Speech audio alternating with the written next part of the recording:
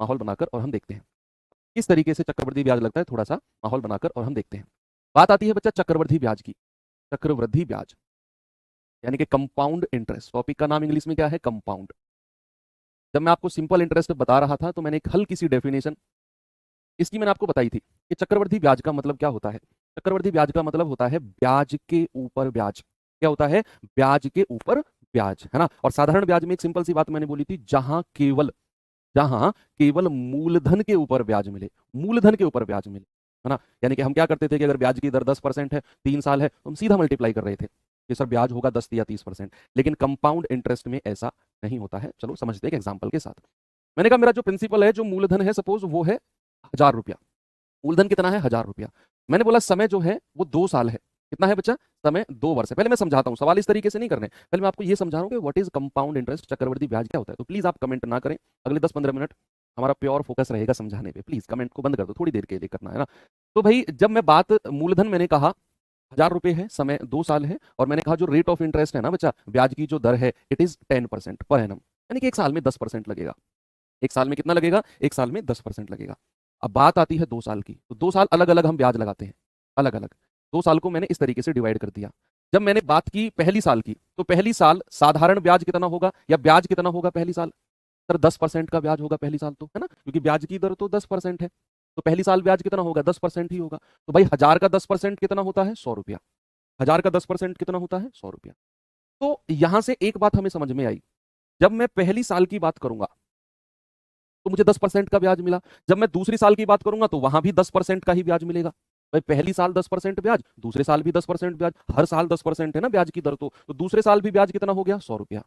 अगर मैं कहानी को यहीं पर एंड कर दूं, सुनना मेरी बात, अगर मैं बात को यहीं पर एंड कर देता हूं कि भाई पहली साल 10% 100 रुपया, दूसरे साल 10% 100 रुपया, मैंने बात को यहीं एंड कर दिया, तो ये कहानी है किसकी? ये कहानी है साधारण ब्याज की। जहां केवल मैंने 1000 रुपए पर 10% पहली साल के लिए और 1000 रुपए पर 10% दूसरी साल के लिए लिया। ये बात थी साधारण ब्याज की। लेकिन जब आपने पहली साल, जब आपने फर्स्ट ईयर 100 रुपए ले लिया, और जब आप सेकंड ईयर दूसरे साल पे गए, तो दूसरे साल पे जब बच्चे आप गए हो, ये कौन सी साल है? Second year. ये कौन सी साल है? First year. जब आप सेकंड ईयर पे गए तो आपने 1000 रुपए पर तो ले लिया 10%, लेकिन जो पहली साल आपने 100 रुपए ब्याज का कमाया था, अब यहां से कहानी शुरू है। चक्रवर्ती ब्याज की कहानी दूसरे साल से शुरू होती है। पहली साल तो भाई 10% 100 रुपया ही रहेगा, साधारण ब्याज भी 100 रुपया और चक्रवर्ती ब्याज भी 100 रुपया। लेकिन चक्रवर्ती ब्याज की कहानी दूसरे साल से शुरू होती है हर सवाल में। फर्स्ट ईयर पे कोई चक्रवर्ती ब्याज, सब बराबर होता है, साधारण चक्रवर्ती सब बराबर है। जैसे ही आप दूसरे साल पर गए तो भाई 1000 रुपए पर तो ये 10% मिला, 1000 रुपए पर तो ये 10% मिला, लेकिन जो आपने पहली साल ब्याज कमाया था ना, उस पर भी 10% का ब्याज मिलेगा। जो पहली साल का ब्याज है ना, उस पर भी 10% का ब्याज। और बच्चा 100 का 10% कितना होता है? 10 रुपया। अब आप बताओ, अगर मैं आपसे 3-4 सवाल पूछता हूं, अब ये मैंने बात लिखी, ये 10 रुपया कहां से आया? जो पहली साल का ब्याज आपने कमाया था ना 100 रुपए, जब आप दूसरे साल में जाते हो तो उससे पहले, दूसरे साल से पहले जितने भी पैसे होते हैं सबके ऊपर ब्याज लगता है। मूलधन पर 100 रुपया मिल गया, पहली साल के ब्याज पर भी ब्याज मिलेगा। अब मैं आपसे 3-4 सवाल पूछूंगा, जल्दी जल्दी जवाब बताना। मुझे बताना 2 साल का साधारण ब्याज कितना है? साधारण ब्याज जल्दी से। फिर मैं आपसे पूछूंगा 2 साल का चक्रवृद्धि ब्याज कितना है? जल्दी से बताएंगे। फिर मैं आपसे कहूंगा कि फर्स्ट ईयर फर्स्ट ईयर का साधारण ब्याज कितना है? फर्स्ट ईयर का साधारण ब्याज। और फिर मैं आपसे पूछूंगा फर्स्ट ईयर का चक्रवृद्धि ब्याज। फिर मैं आपसे पूछूंगा सेकंड ईयर का चक्रवृद्धि ब्याज कितना है। फिर मैं आपसे पूछूंगा 2 साल के सीआई और 2 साल के एसआई का अंतर कितना है। ये 4-5 सवाल मेरे आपसे हैं, 4-5 सवाल। चलो वन बाई वन करके सबके आंसर्स निकालते हैं। वन बाई वन करके कैसे बचे? जब मैंने बात करी 2 साल के साधारण ब्याज की, तो साधारण ब्याज की एक सिंपल सी डेफिनेशन आपके यहाँ इस वाले जगह पे सेट है, केवल मूलधन पर लगता है। तो केवल मूलधन पर तो 100 रुपए और 100 रुपए कितना हो गया? 200 रुपए। 2 साल का चक्रवृद्धि ब्याज यानी कि सबको जोड़ दो, सबको, 100 रुपए, 100 रुपए और 10 रुपए, कितना हो गया बचा? 210 रुपए। फर्स्ट ईयर का साधारण ब्याज तो 100 रुपए है, और अगर मैं फर्स्ट ईयर के चक्रवृद्धि ब्याज की बात करूंगा तो वो भी 100 रुपए होगा। फर्स्ट ईयर पहली साल का या एक साल का साधारण ब्याज और एक साल का चक्रवृद्धि ब्याज प्यारे भाई बराबर होता है। फर्स्ट ईयर का साधारण ब्याज भी 100 रुपया और फर्स्ट ईयर का कंपाउंड इंटरेस्ट भी 100 रुपया। अब मैं बात कर रहा हूं सेकंड ईयर यानी कि दूसरे साल की, तो आपने इन दोनों को ऐड करना है, ये 100 रुपया और जो 10 रुपया है। कितना आएगा सेकंड ईयर का? आप कहेंगे 100 + 10 यानी कि 110 रुपए। और 2 साल के सीआई और 2 साल के एसआई का डिफरेंस यहां से घटा दो भाई, 210, यानी कि सबको आपने जोड़ लिया। और 2 साल का साधारण ब्याज यानी कि 100 और 100 200। 100 और 100 200, कितना आ गया? ये आ गया 10 रुपये। तो इस तरीके से आपका जो सीआई है वो काम करता है। ये मैंने आपको पता है क्या बताया? ये मैंने आपको जस्ट अभी बताया कि व्हाट इज कंपाउंड इंटरेस्ट। चक्रवर्ती ब्याज होता क्या है, कैसे करेंगे वो मैंने अभी नहीं बताया, होता क्या है जस्ट मैंने आपको ये बताई है। और अब मैं आपको एक चीज और बताऊंगा, सुनना, पूछूंगा बल्कि मैं आपसे, मुझे एक बात बताओ, अगर मैं आपसे पूछूंगा कि केवल पहली साल के सीआई और एसआई का डिफरेंस कितना होता है, पहली साल का, फर्स्ट ईयर के सीआई और एसआई का डिफरेंस, आप कहेंगे सर पहली साल का तो साधारण ब्याज और चक्रवर्ती ब्याज बराबर होता है, भाई इक्वल होता है ना। अगर पहली साल का चक्रवर्ती ब्याज और साधारण ब्याज बराबर होता है तो उनका अंतर तो जीरो हो गया सर। क्या हो गया बच्चे? उनका अंतर तो जीरो हो गया, क्योंकि पहली साल का साधारण ब्याज भी 100 रुपया और पहली साल का चक्रवर्ती ब्याज भी 100 रुपया। अब मैं आपसे दूसरा सवाल पूछता हूं कि भाई 2 साल का साधारण ब्याज कितना है, सिंपल इंटरेस्ट? आप कहेंगे सर 100 और 100 200 रुपए। 2 साल का सिंपल इंटरेस्ट आपने कहा 200 रुपए, और 2 साल का चक्रवर्ती ब्याज कितना हो गया? 210 रुपए। अब यहां से एक बात और समझो कि किसी भी एक पर्टिकुलर ईयर की अगर मैं बात करता हूं, किसी भी एक पर्टिकुलर, मैंने कहा 2 साल, तो बच्चे हमेशा याद रखना उस पर्टिकुलर ईयर में, उस निश्चित वर्ष में जो सीआई, जो कंपाउंड इंटरेस्ट होगा ना, वो साधारण से ज्यादा होगा। भाई ये बात तो कॉमन सेंस की भी है कि चक्रवर्ती ब्याज हमेशा ज्यादा होता है साधारण से। क्यों? इसका रीजन भी अगर कोई तुमसे पूछे ना कि क्यों चक्रवर्ती ब्याज ज्यादा होता है साधारण से, तो आपका जवाब तुरंत आना चाहिए, क्योंकि चक्रवर्ती ब्याज जो है वो ब्याज के ऊपर ब्याज लगता है। क्या रीजन है इस बात का? कि वो ब्याज के ऊपर ब्याज लगता है, और साधारण ब्याज तो केवल मूलधन, केवल प्रिंसिपल पर लगता है। अब सुनना, अब मैं उस बात का जवाब आपको दूंगा कि क्यों 100-200 साल पहले जो साहूकार होते थे वो क्यों जमीन नहीं देते थे वापस। अगर मैं तीसरे साल पे जाता हूं ना, सुनो, अगर बच्चा मैं इसी क्वेश्चन में तीसरे साल पे जाता हूं, मैंने कहा इसी सवाल में 3 साल की बात करो, इसी सवाल में 3 साल की, और अब आप देखोगे कितना सारा ब्याज बन जाएगा, कितना सारा ब्याज बन जाएगा। अगर मैं आता हूं बच्चे किस पर? थर्ड ईयर पे मैं आता हूं, थर्ड ईयर पे। तो थर्ड ईयर पे तो 1000 रुपए पर भी 10% ब्याज, भाई 1000 रुपए पर भी 10% यानी कि 100 रुपया। 1000 रुपए पर तो 10% रहेगा ही रहेगा, वो तो फिक्स है कि वो तो 10% कहीं नहीं गया, क्योंकि ब्याज की दर ही हमारी 10% है, ब्याज की दर ही हमारी क्या है? 10% है। लेकिन अब आप क्या करना है आपको कि जितने भी ब्याज आपके पास है ना, सबके ऊपर 10-10% ब्याज मिलेगा। जैसे ही आप तीसरे साल पे गए तो ये 100 रुपए तो 1000 रुपए पर मिल गया, लेकिन सुनो, इस तीसरे वर्ष से पहले जितने भी ब्याज आपको दिखाई दे रहे हैं ना, सबके ऊपर 10-10% ब्याज लगेगा, सबके ऊपर 10-10% ब्याज लगेगा, सबके ऊपर। कि जैसे मैं यहां देख रहा हूं, ये दूसरे साल का 100 रुपया, इसके ऊपर 10% लगा दो, 10 रुपया। ये वाला 100 रुपया, इसके ऊपर 10% लगा दो, 10 रुपया। ये वाला 10 रुपया, इसके ऊपर 10% लगा दो, 1 रुपया। देखा? आपके दिमाग में पता है क्या आएगा? आपके दिमाग में आएगा कि सर ये 100 रुपये पर तो हम ब्याज लगा चुके हैं, तीसरे साल में क्यों लगा रहे हो ब्याज? चक्रवर्ती ब्याज बड़ा बेरहम होता है, बड़ा बेरहम होता है। उसे मतलब नहीं है कि एक बार 10% लग चुका है, जैसे जैसे आप आगे अगले वर्ष पे जाओगे तो जिस उस वर्ष से पहले जितना भी ब्याज होगा, सबके ऊपर 10-10% ब्याज मिलेगा, सबके ऊपर। और अब आप खुद सोचो भाई, खुद सोचो कि अगर मैं फोर्थ ईयर पे, अगर मैं चौथे साल पे चला गया तो कितने सारे ब्याज मिलेंगे? 100 रुपया, 100 रुपया, 100 रुपया, 10 रुपए, 10 रुपए, 10 रुपए, 1 रुपए, सबके ऊपर 10-10%। ये 1000 पर भी 100 रुपया। मानो आप 5वीं साल में चले गए तो कितने सारे ब्याज मिलेंगे। यही रीजन है कि चक्रवर्ती ब्याज जो है ना, देखो साधारण ब्याज तो ऐसे चलता है बिल्कुल सीधा, लेकिन चक्रवर्ती ब्याज क्या होता है? ऐसे चलता है, ऐसे ऐसे ऐसे चलता है, ऐसे, और ये बढ़ता चला जाता है। इस तरीके से चक्रवर्ती ब्याज चलता है, ऐसे वो फैलता चला जाएगा, क्योंकि हर साल आपका ब्याज बढ़ता जाएगा, और अगर हर साल ब्याज बढ़ता जाएगा तो भाई ब्याज के ऊपर ब्याज भी बढ़ता चला जाएगा। क्या बोले? ब्याज के ऊपर ब्याज भी बढ़ता चला जाएगा। ये तो हो गई जस्ट बेसिक अंडरस्टैंडिंग चक्रवर्ती ब्याज की। सवाल इस तरीके से हमें नहीं करना है, ये तो मैंने आपको बताया है कि चक्रवर्ती ब्याज क्या होता है। चक्रवर्ती ब्याज क्या होता है कि ब्याज के ऊपर ब्याज लगता है, बस इतना आपने, मैंने उसकी एक्सप्लेनेशन की है। अब सवाल कैसे करना है, थोड़ा सा उसको देखते हैं कि सवाल कैसे करना है। कि सपोज मैंने कहा कि मेरे पास मूलधन है 1000 रुपया, मैंने कहा मूलधन 1000 रुपये है, समय जो है वो 2 साल है, जो रेट ऑफ इंटरेस्ट ब्याज की दर है, सपोज मैंने कहा 10% वार्षिक है, तो आपसे कहेगा कंपाउंड इंटरेस्ट यानी कि चक्रवर्ती ब्याज बताओ क्या होगा। अब अगर यही सवाल साधारण ब्याज का होता, अगर यही सवाल सिंपल इंटरेस्ट का होता, तो फिर सवाल में कुछ था ही नहीं, हम सीधा सीधा मल्टीप्लाई करते सर, मूलधन गुणा दर गुणा समय बटा 100। लेकिन ये ब्याज है किसका? कंपाउंड इंटरेस्ट का।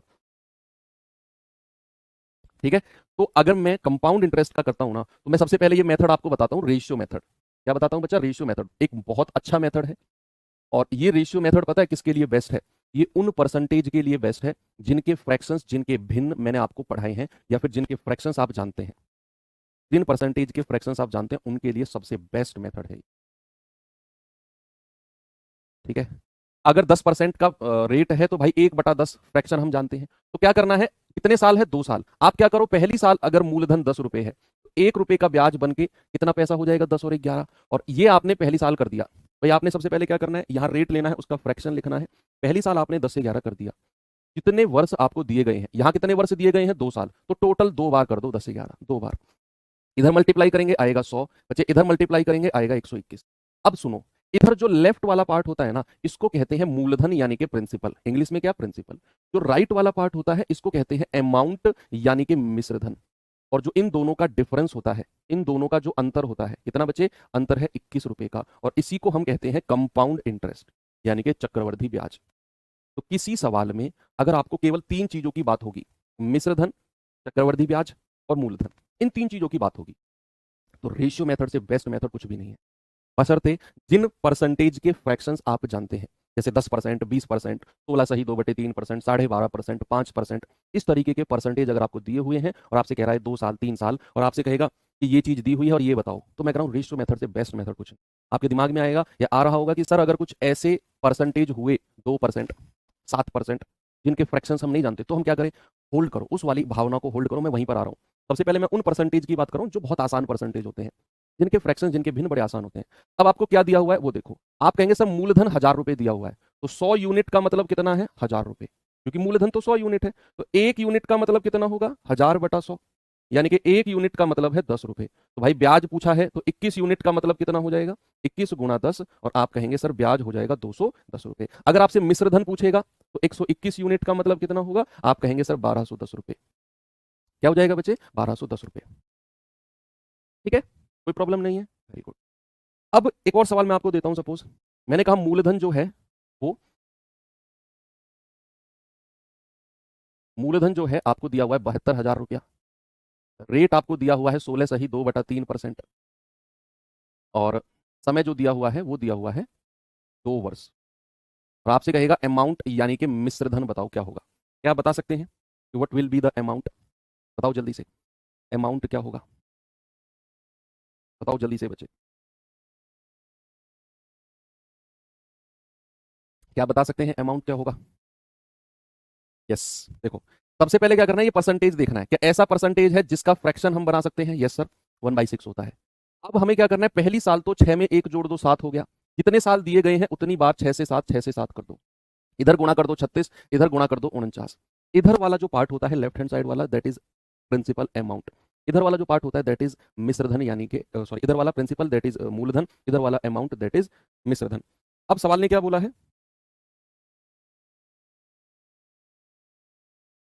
सवाल ने क्या बोला है कि भाई मूलधन दिया हुआ है 72,000, तो 36 यूनिट का मतलब कितना है? 72,000। तो 1 यूनिट का मतलब कितना आएगा? 72,000/36। तो ये आ जाएगा 36 दूनी 72 यानी कि 2,000। और आपसे क्या कह रहा है भाई? अमाउंट यानी कि मिश्रधन बताओ। मिश्रधन बताओ क्या होगा? तो 49 यूनिट का मतलब कितना होगा? 49 गुणा 2,000। और आपका जवाब कितना होगा बच्चे? आपका जवाब होगा 98,000। और ये हो जाएगा आपका क्या? अमाउंट। ठीक है, तो इस तरह के क्वेश्चंस में कोई प्रॉब्लम नहीं है। लेकिन बच्चे अगर रेट ऑफ इंटरेस्ट, ब्याज की दर कुछ ऐसी आ जाए कि जिनके फ्रैक्शंस, जिनके भिन्न हम नहीं बना सकते, या बना सकते हैं तो बहुत बड़े जाएंगे, जैसे रेट ऑफ इंटरेस्ट आ जाए, ब्याज की दर आ जाए 2%, 3%, 5% का तो निकाल सकते हैं, 6%, 11%, 13%, भाई उनके भिन्न बनाना तो और आफत हो जाएगी। क्या करें फिर रेशियो मेथड हमारा नहीं लग पाएगा, लग जाएगा लेकिन वो बहुत कैलकुलेटिव हो जाएगा। तो उसके लिए अगला जो मेथड आता है that is effective rate method, प्रभावी दर। क्या बच्चे? Effective rate. इफेक्टिव रेट, इसको हिंदी में क्या कहते हैं? प्रभावी दर। प्रभावी, और ये आप पढ़ चुके हैं, परसेंटेज में भी आपने पढ़ा है, या आपने डिस्काउंट में भी पढ़ा है, हर जगह। कुछ नया नहीं है, प्रभावी दर इफेक्टिव रेट आपके लिए कुछ भी नया नहीं है। जैसे सपोज अगर मैंने आपसे कहा कि मेरा रेट ऑफ इंटरेस्ट जो है ना, सपोज मैंने कहा 10% है, और समय कितना है? 2 साल है, 2 वर्ष है, और आपसे मैं पूछ रहा हूँ कि कंपाउंड इंटरेस्ट बताओ परसेंटेज में कितना होगा? परसेंटेज में कितना होगा, ये मैं आपसे पूछ रहा हूँ। इफेक्टिव रेट मेथड, उस इससे भी पहले चलो सुनो, इससे भी पहले मैं 2 वर्ष की बात करता हूँ। 2 वर्ष का इफेक्टिव रेट या 2 वर्ष की प्रभावी दर। इंग्लिश वाले बच्चे क्या लिखेंगे? Effective rate of 2 years. 2 वर्ष की प्रभावी दर यानी कि effective rate of 2 years. Effective rate of 2 years तो क्या होता है बच्चे? वो होता है, फॉर्मूला होता है A+B+A×B/100।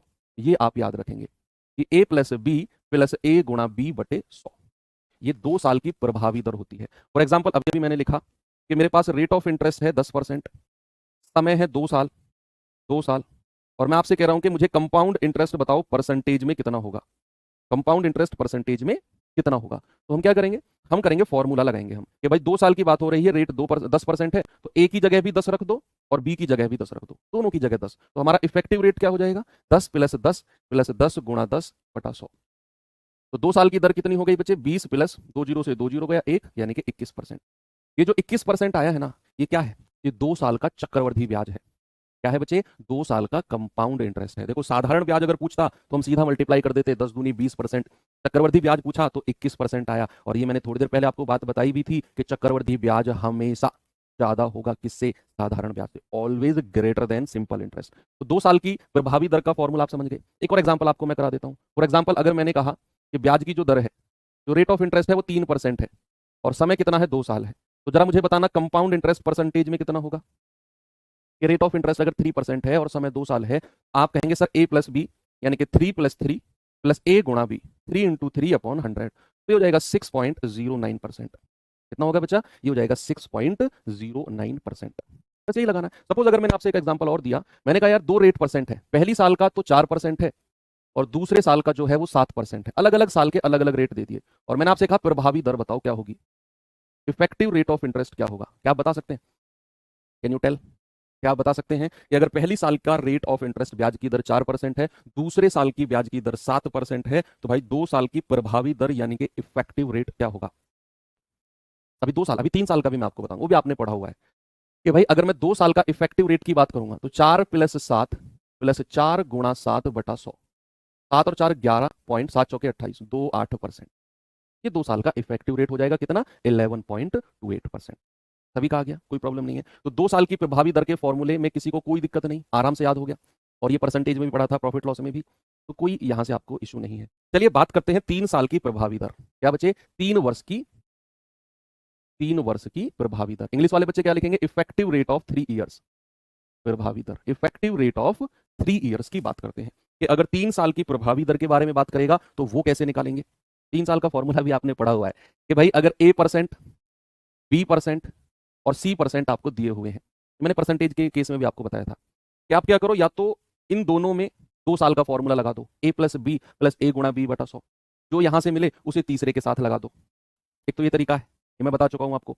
और दूसरा तरीका मैंने क्या बताया, दूसरा तरीका मैंने बताया कि एक बार तीनों को जोड़ दो, A प्लस बी प्लस सी, पहला स्टेप। दूसरे स्टेप में क्या करना है, दो दो की गुणा, यानी कि ए बी और जोड़ दो, बी सी और सी ए, और डिवाइड बाई 100 कर दो। और तीसरे स्टेप में क्या करना है, तीनों की मल्टीप्लाई, यानी कि ए गुणा बी गुणा सी और डिवाइड बाई, यहां 2 जीरो से डिवाइड किया है तो यहां 4 जीरो से डिवाइड कर दो। ये आपका 3 साल का इफेक्टिव रेट आ गया।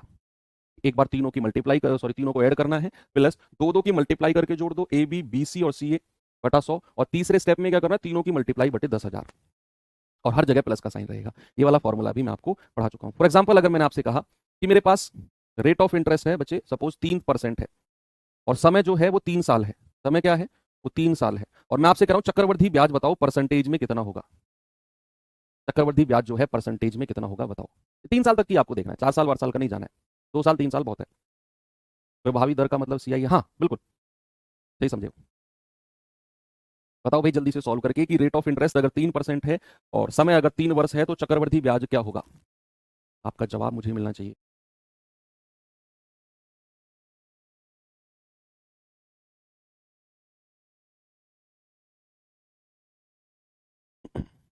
Very good. आप कहेंगे कि सर 3% और बात 3 साल की हो रही है ना, तो 3% को 3 बार लिख दो भाई, 3%, 3% और 3%, 3 बार लिख दिया क्योंकि 3 साल की बात थी।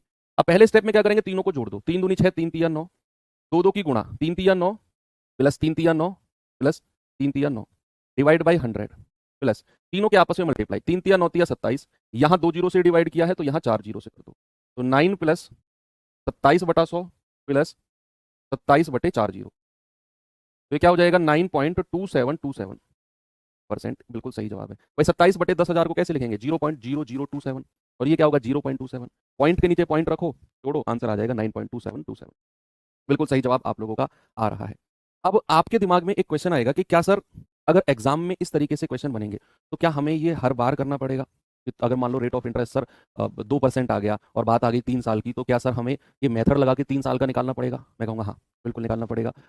आप कहेंगे सर अगर रेट ऑफ इंटरेस्ट 10% आ गया और 3 साल का चक्रवृद्धि ब्याज निकालने को कहेगा तो क्या सर हम ऐसे निकालेंगे? मैं कहूँगा हाँ बिल्कुल निकालेंगे। लेकिन उसके बाद अब आप मेरी बात सुनो कि अगर मैं एसएससी की या किसी भी एग्जाम की बात करूंगा, ही एग्जाम की बात करूंगा, तो चक्रवर्ती ब्याज ना बहुत लिमिटेड है परसेंटेज के मामले में, यानी कि चक्रवर्ती ब्याज में जो ब्याज की दर आती है ना, चाहे मैं एसएससी के सीजीएल की बात करूं, चाहे सीएचएसएल की, चाहे एमटीएस, चाहे जीडी, चाहे दिल्ली पुलिस, चाहे आपके सिलेक्शन पोस्ट के एग्जाम में, किसी भी एग्जाम की बात करूं, एसएससी से अलग मैं रेलवे की, स्टेट पुलिस, किसी की भी एग्जाम की बात करूंगा, तो जो परसेंटेज पूछे जाते हैं ना, वो बड़े सिंपल परसेंटेज पूछे जाते हैं।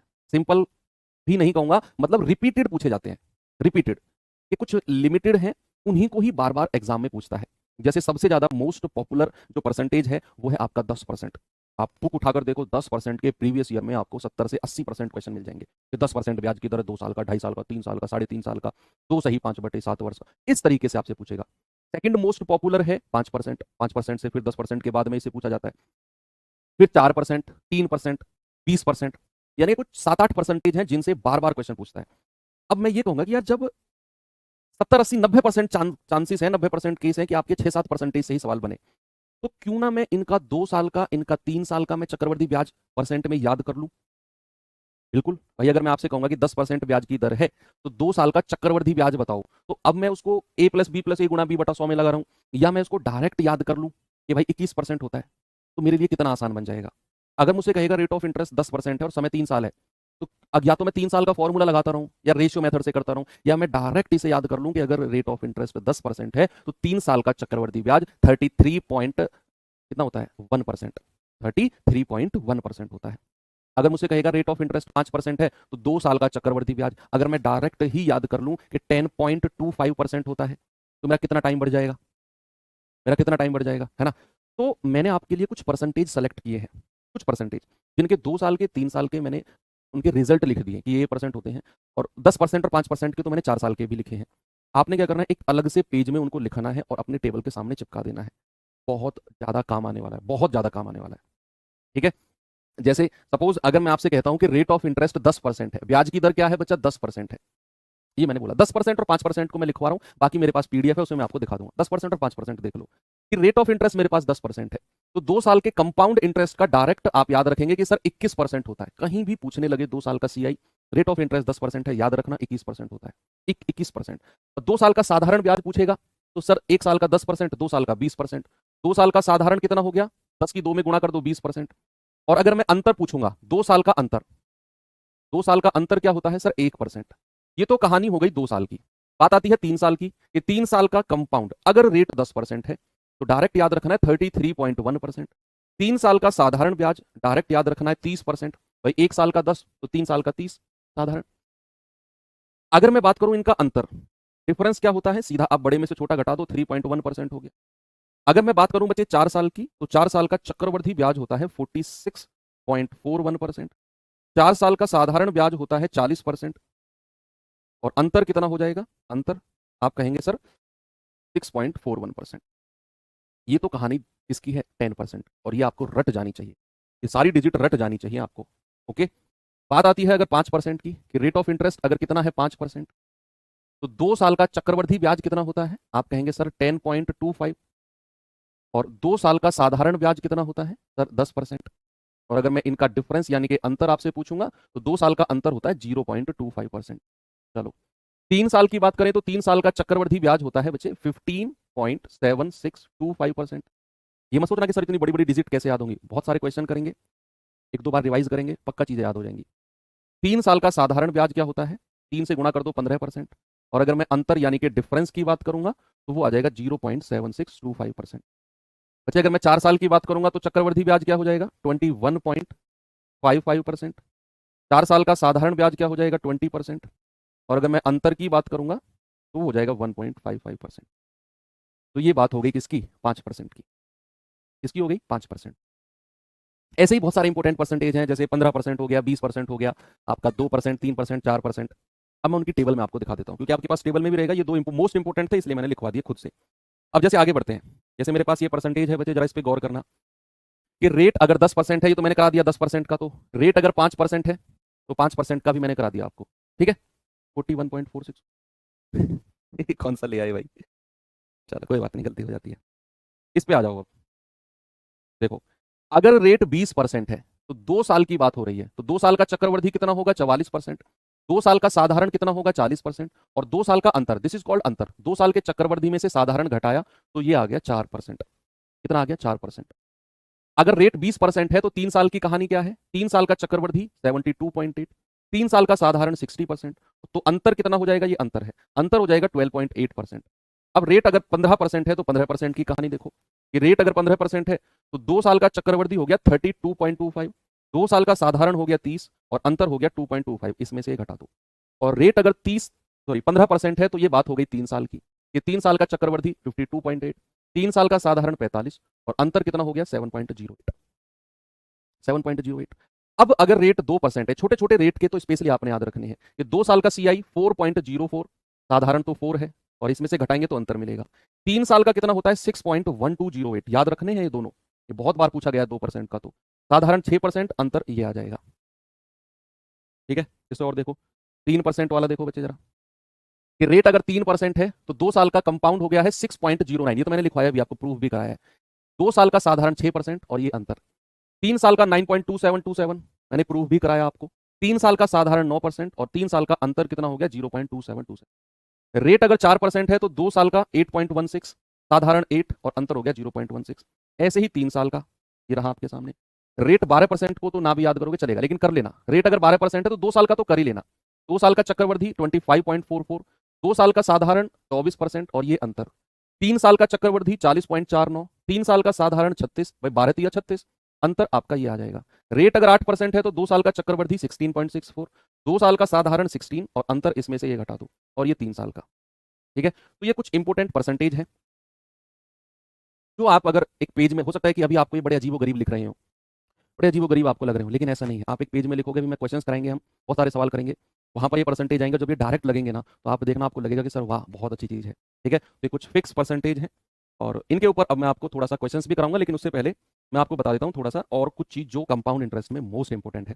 हमने साधारण ब्याज में तो सीधा मल्टीप्लाई किया, लेकिन यहाँ ऐसा नहीं है, यहाँ ब्याज छमाही भी लगेगा, यहाँ ब्याज तिमाही भी लगेगा, यहाँ ब्याज 8 महीने का भी लगेगा। तो यहाँ जैसे जैसे ब्याज लगेगा ना, ब्याज की दर भी उसी हिसाब से बदलती चली जाएगी। इसीलिए इसको समझना बहुत जरूरी है कि भाई अगर मैं आपसे कहता हूं कि मेरे पास रेट जो है ना, सपोज मैंने कहा 12% है और ये वार्षिक है, तो इस बात से आप क्या समझते हो, एनुअली, वार्षिक का मतलब है एनुअली। मैंने कहा मेरे पास रेट ऑफ इंटरेस्ट 12% है और ये वार्षिक है, इस बात से आप क्या समझते हो सर, इस बात का मतलब है, वार्षिक का मतलब है कि पूरे 12 महीने की दर, पूरे 12 महीने का ब्याज है 12%। तो क्या मैं ये कह सकता हूं कि पूरे 12 महीने का ब्याज, पूरे 12 महीने का ब्याज कितना है 12%। अगर मैं आपसे कहूंगा 1 महीने का ब्याज कितना होगा, आप कहेंगे 12/12, यानी कि 1% होगा सर। अब जैसे ही आपने 1 महीने का ब्याज निकाला, अब चाहे आपसे छमाही कहे, चाहे आपसे तिमाही कहे, कितने भी महीने का ब्याज निकालने को कहे उतने महीने का आप निकाल देंगे। सपोज अगर आपसे कहेगा कि छमाही दर है, क्या कहेगा, छमाही दर, हाफ ईयरली रेट है, तो छमाही दर के लिए 6 महीने का ब्याज निकाल दो। भाई 1 महीने का निकाला तो 6 महीने का कितना हो जाएगा 6%। सपोज आपसे कहेगा तिमाही दर है, क्या है बच्चे, तिमाही दर है, तो आपको पता है कि 1 महीने का ब्याज 1%, तो 3 महीने का, तिमाही मतलब होता है 3 महीने, तो वो हो जाएगा 3%। भाई 1 महीने का 1%, 3 महीने का 3%।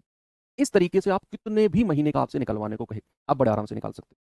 सबसे पहले आपने क्या करना है कि वो जो वार्षिक दर आपको दी होगी ना, जो एनुअल रेट दिया होगा, उससे क्या करना है, उसको लिखना है कि 12 महीने का इतना, 1 महीने का ब्याज निकालना है। और 1 महीने के बाद, 1 महीने के बाद फिर चाहे कितने भी, आपसे कहेगा 8 महीने का ब्याज बताओ, 8 महीने की दर लगती है, 8 महीने की दर लगती है, तो 8 महीने की दर क्या हो जाएगी सर, 1 महीने का 1%, तो 8 महीने का 8%।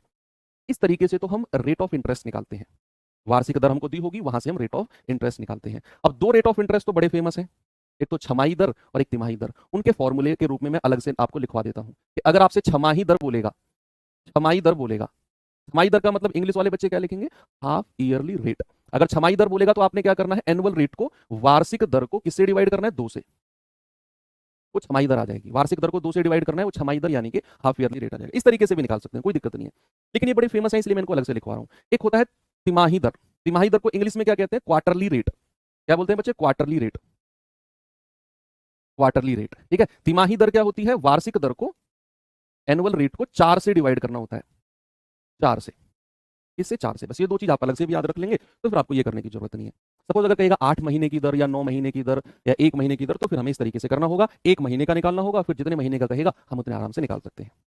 ये तो हो गया रेट ऑफ इंटरेस्ट को डिस्ट्रीब्यूट करना, ब्याज की दर को डिस्ट्रीब्यूट करना। अगर हमसे समय के बारे में बात करेगा, समय के बारे में बात करेगा तो समय को कैसे डिस्ट्रीब्यूट करेंगे वो भी देखना थोड़ा। भाई मैंने बोला कि रेट ऑफ इंटरेस्ट जो है ना, सपोज मैंने कहा 10% वार्षिक है।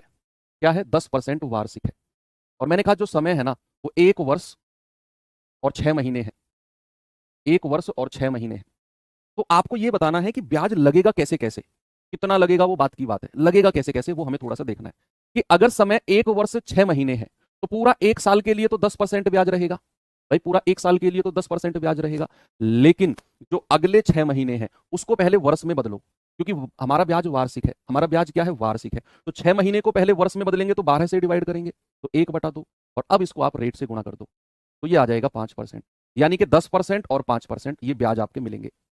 अब इनकी प्रभावी दर आप लगा सकते हो, a+b+a×b/100 करके, वो बाद की बात है। लेकिन मैंने आपसे पूछा लगेंगे कैसे कैसे। कि अगर हमारा रेट ऑफ इंटरेस्ट वार्षिक एनुअली दिया हुआ है तो फिर पहली साल के लिए तो 10% पूरा ब्याज लगेगा।